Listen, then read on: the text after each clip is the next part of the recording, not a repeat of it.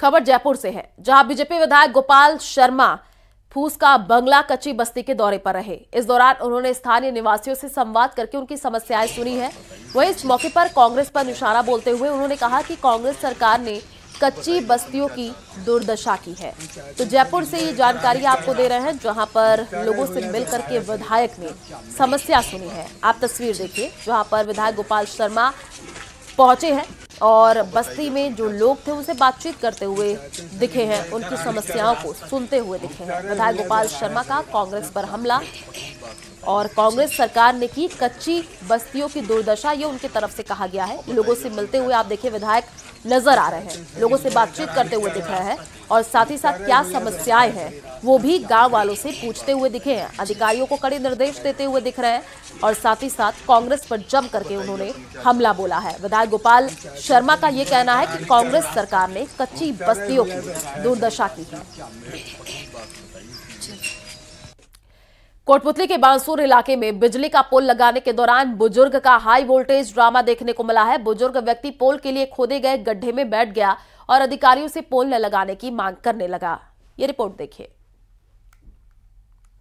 कोटपुतली के बांसुर इलाके में बिजली का पोल लगाने के दौरान बुजुर्ग का हाई वोल्टेज ड्रामा देखने को मिला है, जिसका वीडियो सोशल मीडिया पर वायरल हो रहा है।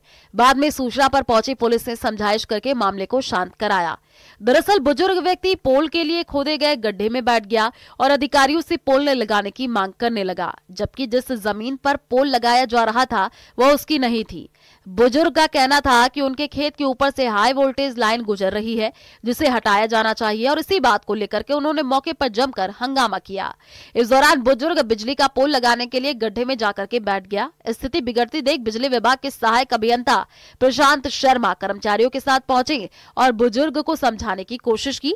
सूचना मिलने पर पुलिस मौके पर पहुंची। काफी देर तक समझाइश का दौर चला।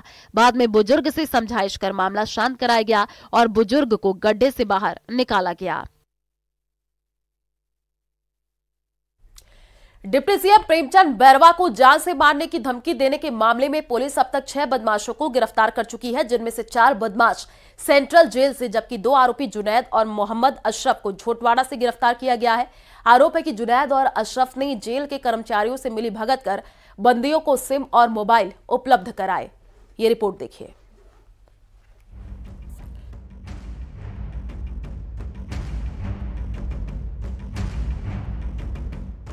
डिप्टी सीएम प्रेमचंद बैरवा को धमकी देने का मामला। Mastermind Vikram Singh Jaipur central jail से गिरफ्तार। जेल में कैदियों के पीसीओ चलाने का हुआ खुलासा। पुलिस गिरफ्त में आए ये वही बदमाश है जो डिप्टी सीएम प्रेमचंद बैरवा को धमकी देने वाले रैकेट में शामिल हैं। लेकिन इन सबका मास्टरमाइंड है विक्रम सिंह, जो हत्या के एक मामले में पिछले करीब 5 साल से जेल में बंद है। पुलिस की माने तो सेंट्रल जेल की बैरक नंबर 9 से बुधवार शाम 7:15 पर कैदी विक्रम सिंह ने ही पुलिस कंट्रोल रूम को फोन कर उप मुख्यमंत्री को जान से मारने की धमकी दी। डिप्टी सीएम को धमकी मिलने के बाद 100 से ज्यादा पुलिस कर्मियों ने सेंट्रल जेल में सर्च ऑपरेशन चलाया, जहां जेल की बैरक नंबर 9 से उस मोबाइल फोन को बरामद कर लिया गया जिससे धमकी भरा फोन किया गया था। पुलिस ने जहां 4 कैदियों को जेल से गिरफ्तार किया है, वहीं 2 आरोपी जुनैद और अशरफ को झोटवाड़ा से गिरफ्तारी हुई है। जयपुर पुलिस की बात की जाए तो जांच में बेहद चौंकाने वाले खुलासे हुए हैं, लेकिन सबसे पहले आपको ये वजह बताते हैं जिसके चलते मास्टरमाइंड विक्रम सिंह ने जेल से डिप्टी सीएम को धमकी भरा फोन किया। जयपुर पुलिस की माने तो मास्टरमाइंड विक्रम ने क्यों दी धमकी? कैदी विक्रम सिंह पर जेल में रहते हुए 3 लाख का कर्ज हो गया था। प्रताड़ना से बचने के लिए वो जेल बदलवाना चाहता था। जांच में सामने आया कि कैदी विक्रम पर 3 लाख का कर्ज जेल में नशीला पदार्थ लेने और मोबाइल फोन पर बात करने के चलते हुआ। अब आपके जहन में एक सवाल तो जरूर कौन रहा होगा कि आखिर जेल में मोबाइल से बात करने पर 3 लाख का कर्ज कैसे हो सकता है? पुलिस की जांच में ये खुलासा हुआ बेहद डराने वाला। पुलिस की माने तो जेल में पीसीओ चला रहे थे कैदी। प्रति मिनट वसूले जाते थे 100 रुपए। शानिल नाम के कैदी के पास था मोबाइल। शाहनिल ही करवाता था मोबाइल पर दूसरे कैदियों की, उनके परिवार और रिश्तेदारों से बात। शाहनिल को कैदी मनीष परिहार ने बेचा था मोबाइल। कैदी वसीम खान ने शाहनिल को बेची थी सिम। 16 अक्टूबर 2023 से जयपुर सेंट्रल जेल में बंद है शाहनिल। इस पूरे मामले में पुलिस ने जो सिम और फोन बरामद किया है वो झोटवाड़ा से गिरफ्तार जुनैद के नाम से है, जबकि अशरफ पर यह आरोप है कि वो कैदी शाहनिल के लिए फोन पर बात करने वालों से वसूली करता था। दरअसल जेल में कैदी जिससे भी बात करते थे, अशरफ उन्हीं लोगों से पैसा वसूलने का काम करता था। जेल में कैदी पीसीओ चला रहे थे। मोबाइल फोन और सिम बिना किसी रुकावट के कैदियों तक पहुंच रहे थे। ऐसे में ये साफ है कि जेल कर्मचारियों की मिलीभगत के बिना ऐसा होना संभव नहीं है। डीजीपी यूआर साहू भी ये मान चुके हैं कि ऐसा बिना किसी मिलीभगत के संभव नहीं है। बहरहाल कार्रवाई के बीच जेल में जैमर लगाने की बात डीजीपी कह चुके हैं। क्राइम ऐसी एक चीज़ है, वो कम्प्लीटली कभी क्राइम किसी जगह कहीं कम्प्लीटली बंद हो जाए, वो कंट्रोल कर कितना हद तक हम कर पाते हैं ये हमारी काबिलियत है। बंद वाली जो सिस्टम है ना, बिकॉज ह्यूमन नेचर है, लोग हैं, लोग लालची भी हैं, लोग क्राइम भी कर लेते हैं, तो कम्प्लीटली आपने ये कह दें कि नहीं पहुंचना। हाँ, सरकार ने अभी सिस्टम चलाया है कि जेलों से बात ही नहीं हो पाएगी बाहर। ये पहली बार नहीं है जब जेल से धमकी भरे फोन कॉल किए गए हों। इससे पहले सीएम भजनलाल शर्मा को भी 2 बार जेल से जान से मारने की धमकी भरे फोन कॉल आ चुके हैं। 21 फरवरी 2025 दौसा सेंट्रल जेल। पॉक्सो के मामले में जेल में बंद आरोपी ने सीएम भजनलाल शर्मा को शालावास स्थित सेंट्रल जेल से 10 मिनट के अंदर 2 बार जान से मारने की धमकी भरा फोन किया। इससे पहले 27 जुलाई 2024 Dausa central jail. Shalawas jail से जयपुर पुलिस कंट्रोल रूम को फोन कॉल कर मुख्यमंत्री भजनलाल को जान से मारने की धमकी दी थी। प्रदेश की जिन जेलों में फोन कॉल के जरिए सीएम और डिप्टी सीएम से जान से मारने की धमकी मिली है, वहां बेहद खूंखार कैदी रहते हैं, जहां कड़ी सुरक्षा होती है। ऐसे में कैदियों तक मोबाइल फोन और सिम का पहुंचना बेहद गंभीर मुद्दा है। Bureau report, news 18 Rajasthan. Alwar के राजगढ़ से खबर है, जहां सरिस्का अभ्यारण्य क्षेत्र से निकल करके बाघ ST-25 कुंचा होते हुए गोट बांधेन बीट के जंगल में पहुंच गया, जिसका एक गाड़ी चालक ने वीडियो बनाया है और इस पर वन कार्मिकों ने गुरुवार को उसके पग मार्क लिए। तस्वीर आप देखिए, ये सामने आई है। वन कर्मियों ने टाइगर के फुटप्रिंट भी लिए हैं। अलवर के राजगढ़ की ये तस्वीर है। ST-25 बांधेन बीट के जंगल में ये पहुंचा है। गाड़ी चालक ने वहां पर वीडियो बना ली है। अलवर के राजगढ़ से ये जानकारी, सरिस्का में बाघ का मूवमेंट देखने को मिला है और ये एरो के जरिए जो हम आपको दिखा रहे हैं यही बाघ है, जिसका मूवमेंट साफ तौर पर आप भी देख पा रहे हैं। और वन कर्मियों ने टाइगर के लिए जो है फुटप्रिंट भी लिए हैं और साथ ही साथ कुछ लोगों ने वीडियो भी बना लिया। आप देखिए, साफ तौर पर ये आपको बाघ नजर आ रहा है, जिसका मूवमेंट अलवर के राजगढ़ में देखने को मिला है। सरिस्का में बाघ का ये मूवमेंट है। ST-25 बांधेन बीट के जंगल में ये पहुंचा है और उधर से एक गाड़ी चालक गुजर रहा था, उसने इस पूरे घटना का वीडियो बनाया है। वीडियो कैद हो चुका है, जो कि आपको दिखा रहे हैं। आप देखिए, साफ तौर पर बाघ का ये मूवमेंट अलवर के राजगढ़ में देखने को मिला है और सड़क पर ही मूवमेंट, और उधर से एक गाड़ी चालक गुजर रहा था, उसने ये वीडियो बना लिया।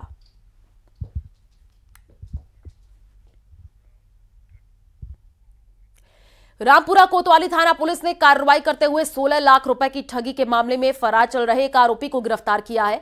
आरोपी की पहचान जालोर जिले के पादरली गांव का निवासी के तौर पर हुई है। आरोपी पिछले 1 साल से फरार चल रहा था। इस मामले में एक आरोपी को पहले ही गिरफ्तार कर जेल भिजवाया जा चुका है। इस मामले में फरियादी कैथनी पोल निवासी पंकज सोनी ने 4 जनवरी 2024 को रिपोर्ट दर्ज करवाई थी कि कंपनी का प्रतिनिधित्व बनाकर उसके साथ 16 लाख रुपए की ठगी की वारदात को अंजाम दिया गया था।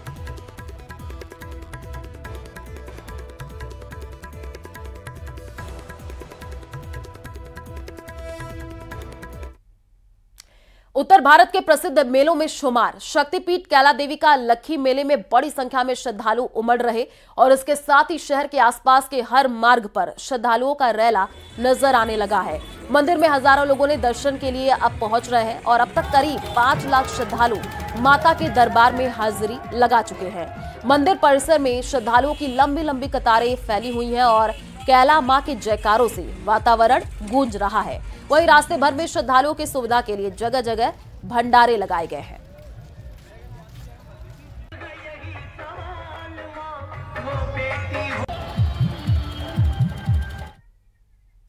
भारत के विभाजन के बाद पाकिस्तान से परेशान होकर भारत आने वाले हिंदुओं के लिए प्रदेश सरकार ने उन्हीं नामों से राजस्व गांव बनाए हैं जो पाकिस्तान में भी है।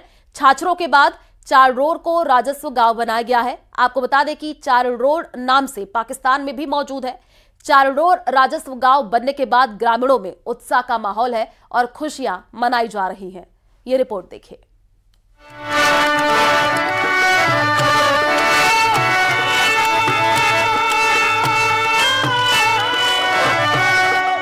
ये जश्न है पहचान मिलने का, सपना साकार होने का।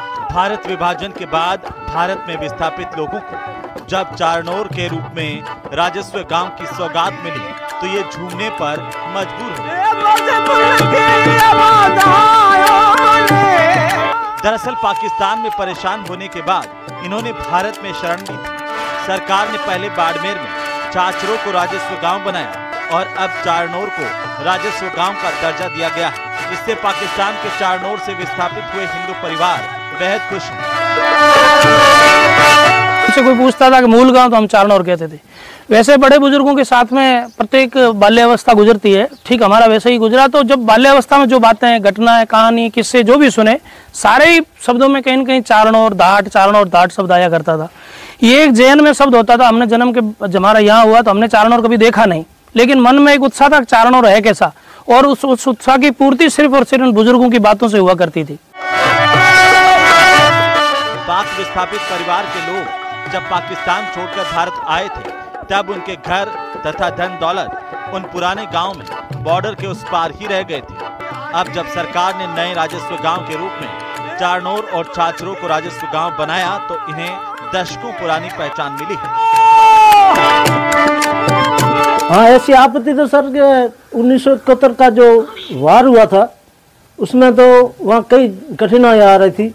वैसे तो हम लोग जो भी पाकिस्तान में बैठे थे, हिंदू लोग बैठे थे, पाकिस्तान को हमने अपना घर कभी नहीं समझा, क्योंकि वहाँ हम लोग, वहाँ जो राज था दूसरा राज था। यहाँ इंडिया है, जो भारत है, हिंदू लोग रहते हैं। हम लोगों की सबकी इच्छा थी कि हम भारत जाएं और भारत में जाके बसें। यहाँ आने के बाद में हम लोगों ने बहुत विकास किया। इन लोगों के पैतृक गांव पाकिस्तान में हैं। दशकों से उन गांव की यादें इनके जहन में बसी हैं। जुबान पर वहां के किस्से हैं, लेकिन पहचान नहीं थी। लेकिन राजस्थान सरकार के प्रयास से अब इन्हें हिंदुस्तान में अपने पैतृक गांव की पहचान मिली।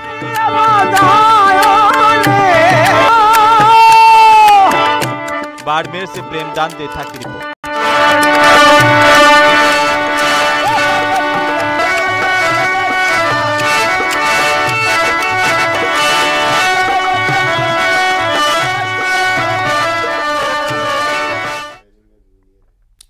प्रभारी सचिव राजन विशाल एक दिवसीय दौरे पर भीलवाड़ा पहुंचे, जहां उन्होंने जिला कलेक्ट्रेट सभागार में बजट घोषणाओं की क्रियान्वित और भू आवंटन प्रकरण और राइजिंग राजस्थान के अंतर्गत हुए MOU की समीक्षा के लिए जिला स्तरीय अधिकारियों के साथ एक बैठक की और इस दौरान उन्होंने अधिकारियों को निर्देश दिए कि वे बजट घोषणाओं को जल्द से जल्द धरातल पर उतारने के लिए काम करें। प्रभारी सचिव राजन विशाल ने अधिकारियों को निर्देश दिए कि वे अपने काम में जवाबदेही को बढ़ावा दें।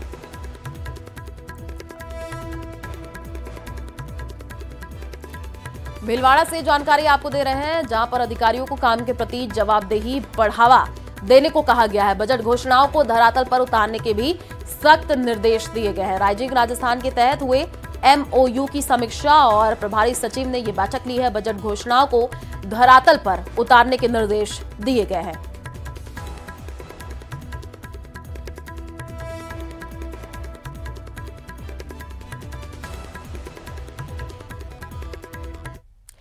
राजसमंद जिले के चारभुजा रिछेड़ पंचायत में ग्रामीणों ने अपने सरपंच सम्मान में उनके जन्मदिन पर एक अनूठा तोहफा दिया।